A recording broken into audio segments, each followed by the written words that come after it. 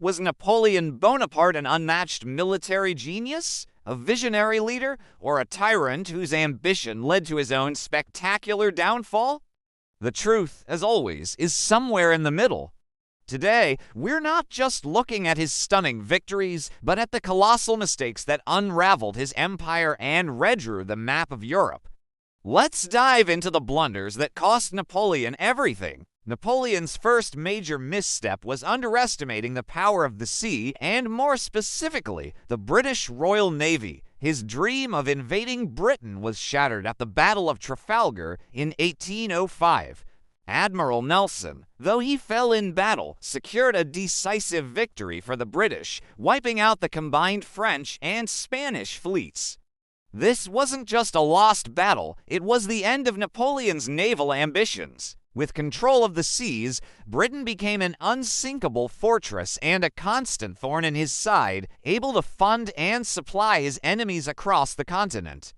Unable to beat them at sea, Napoleon tried to strangle them economically, which leads us to his next big mistake.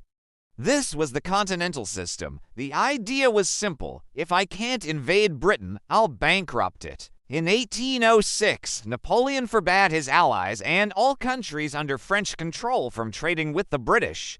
He wanted to create a European economic blockade, but this plan backfired spectacularly. The system was incredibly difficult to enforce. Smuggling became a booming industry. More importantly, it hurt the European mainland economies, including France's, more than it hurt Britain. People resented the lack of British goods, and the economic hardship fueled nationalist sentiments against French rule.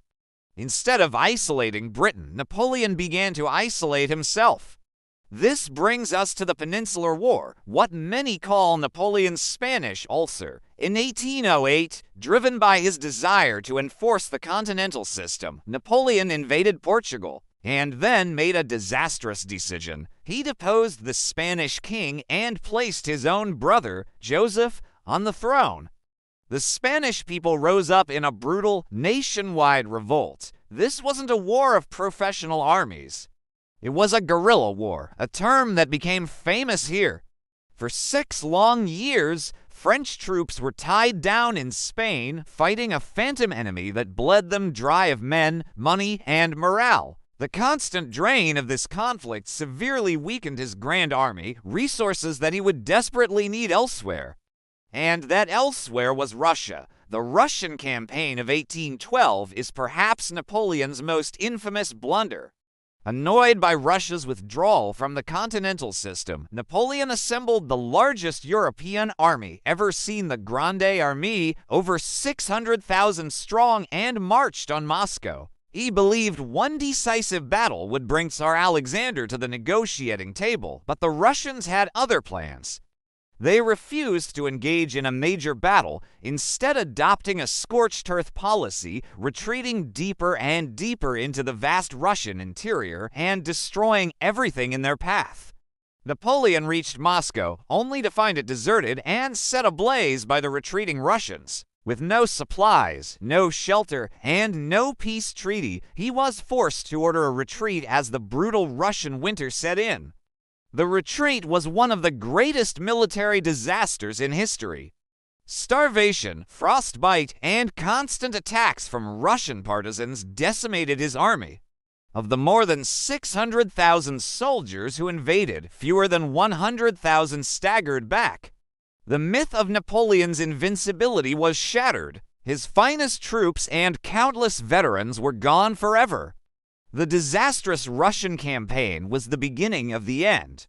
Sensing his weakness, the great powers of Europe, Britain, Russia, Prussia, and Austria formed a new coalition against him.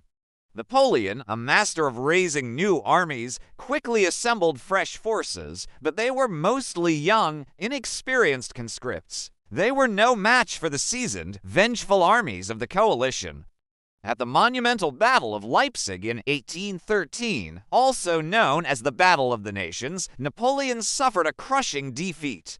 It was the largest battle in European history before World War I, and it drove the French out of Germany for good. Forced back into France, Napoleon fought a brilliant defensive campaign, but the odds were insurmountable. In April 1814, with coalition armies marching into Paris, his own marshals refused to fight on. He was forced to abdicate and was exiled to the small island of Elba, but Napoleon's story wasn't over just yet. This leads to his final, dramatic gamble, the 100 Days. In March 1815, he escaped from Elba, landed in France, and rallied the nation behind him one last time. He marched on Paris, reclaiming his title as emperor without a single shot fired.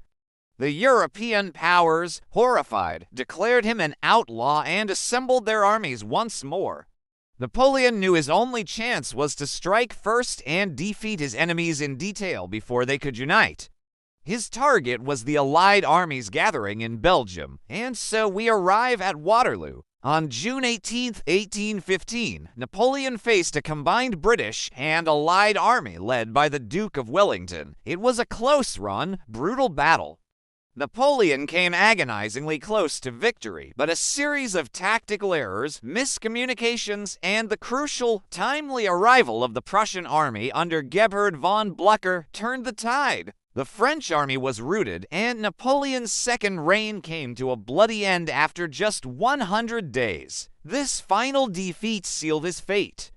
He was exiled again, this time to the remote and desolate island of St. Helena in the South Atlantic, where he would die 6 years later. From the waves of Trafalgar to the frozen plains of Russia and the muddy fields of Waterloo, Napoleon's journey is a powerful lesson in how ambition, overconfidence, and a failure to adapt can bring down even the mightiest of empires.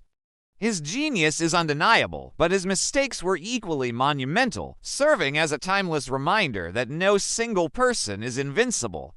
What do you think was his biggest mistake? Let me know in the comments below. If you enjoyed this journey through history, don't forget to hit that like button, subscribe to the channel, and ring the bell so you don't miss our next video. Thanks for watching, and see you next time.